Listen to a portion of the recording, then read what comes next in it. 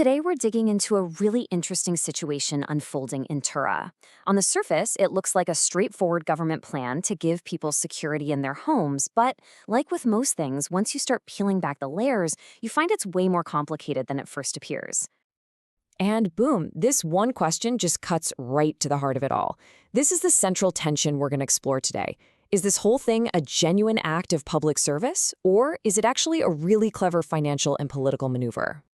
All right, so to really get what's happening today, we've got to rewind a bit. This story didn't just start yesterday, it's been brewing for decades.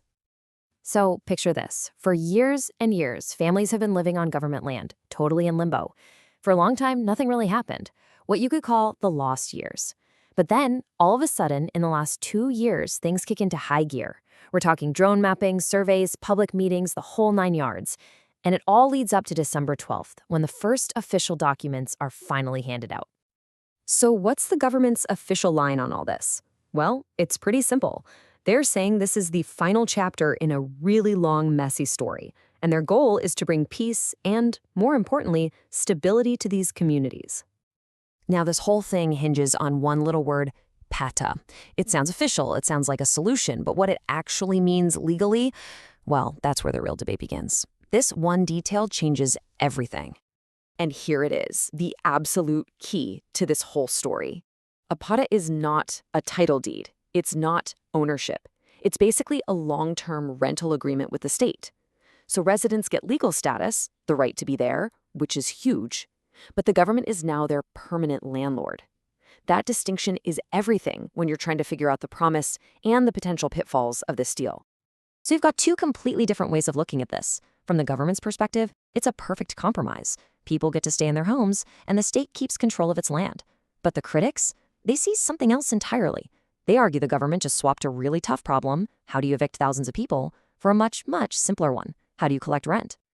So let's take a step back from the policy jargon and think about the actual people involved. What does this trade-off really mean for the families living there? Are they getting real, lasting security? Or are they just swapping one kind of uncertainty for a totally new one? Okay, let's put on our government official hat for a second. From their point of view, this looks like a home run. People who've lived with a constant fear of being kicked out now have a legal document. That's huge. Plus, it's voluntary, so nobody's being forced into it. And, they argue, the state needs to keep ownership for future projects. It sounds like a win-win, right? But, and this is the big but, this question really gets to the heart of it. If one side gets to write all the rules, change the rules, and decide if the deal even continues, just how secure is the other side really? And this is exactly where the critics jump in. They point out that this deal creates a permanent landlord-tenant relationship where the government holds all the cards. They worry that this could be used as a tool for control. I mean, what's to stop the government from threatening not to renew your lease if a community causes trouble or falls out of political favor? Okay, so beyond all the talk about rights and security, you know we've got to follow the money. Is the main goal here really welfare, or is this about creating a brand new, steady stream of income for the state? And it turns out we actually have a pretty good idea of what this might look like financially. This whole plan for Tura isn't totally new. It's based on a similar model they already used in a place called Williamnagar, so we can look there for some clues. This chart breaks it down perfectly. You can see how every part of this deal can be viewed in two totally different ways. Those annual fees, are they just fair payment for using public land, or are they a forever tax?